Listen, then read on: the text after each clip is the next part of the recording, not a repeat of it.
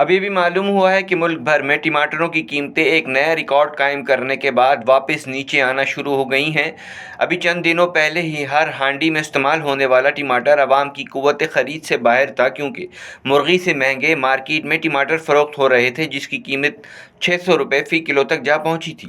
ٹماٹروں کی قیمتوں میں اچانک اضافے کی ایک وجہ ملک میں سیلاب کی وجہ سے فصلوں کو نقصان پہنچنا اور افغانستان سے جھڑپوں کے باعث بارڈر کی بندش سے ٹماٹروں کی درآمد میں تعطل سامنے آیا تھا۔ تاہم اب ایران سے وافر مقدار میں ٹماٹر درآمد ہونا شروع ہو گئے ہیں، جس کے بعد اب امید کی جا رہی ہے کہ ٹماٹروں کی قیمتیں واپس کم ہونا شروع ہو جائیں گی۔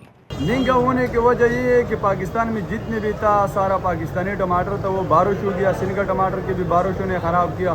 اب تو فی الحال سن کا ٹماٹر آنے والا ہے، شاید ہو سکتے 10-15 دن میں ٹماٹر کا ریٹ اور بھی نیچے آ جائے گا۔